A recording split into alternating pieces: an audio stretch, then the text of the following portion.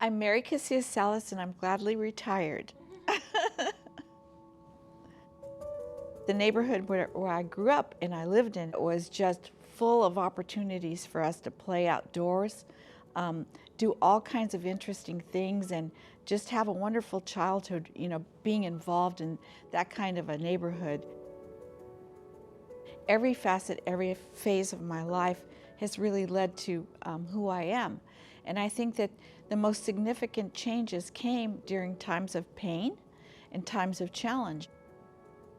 I think that the biggest moments of growth for me were actually being divorced and then facing the world now with two daughters to raise, very limited job skills, very limited education, and wondering what I was going to do in my life. And so I think the biggest change came when I made that decision to go back to school when I was 37 years old. When I was a social work major, and my social work master, who was Angie Avalos at that time, she said, well, I've been invited to this meeting of this new organization that's in San Diego. It's called Mana de San Diego. And they're having a meeting, and they asked me to go. And so I can't make it. Would you go in my place? And at the time, the organization was really small. I think we had 22 members at the time. They were talking about starting a mentorship program for young girls. And so I became one of the committee members that started brainstorming about what would this mentorship program look like.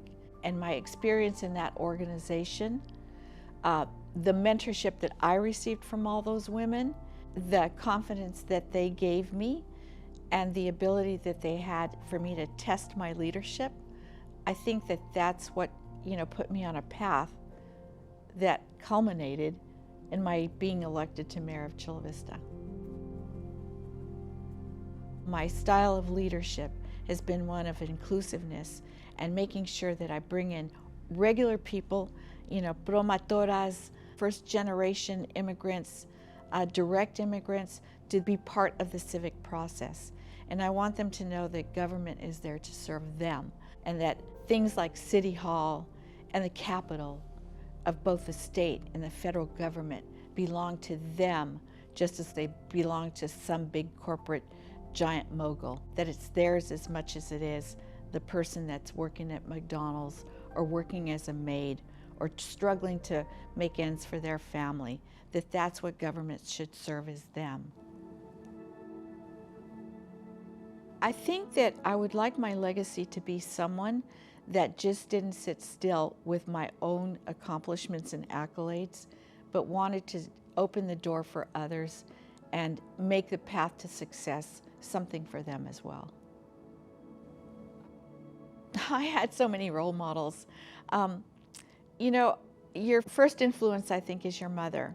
But then when my life changed, then I looked to those Latinas that had had success in their life, that were those women, those rare women at that time that had college degrees, that were going into professions that were unheard of in my experience, right? In law, in education, in medicine, things that I had never thought were possible for myself. And certainly politics was one of them, right? And so those women in Mana were my great role models, many of them. I stand here at my last State of the City address, and I'm amazed by all the work that we have accomplished together. I never had the ambition of being in politics. That was beyond my realm of even possibilities. And so my advice to young women is that just trust your gut and do what you love. Challenge yourself and always be brave. Always have courage. So to me, courage means doing things you're afraid of. So reach, be courageous, and walk through your fear, and you'll find when you get to the other side and you've done it, then you gain more confidence in yourself and you realize the power you have within yourself.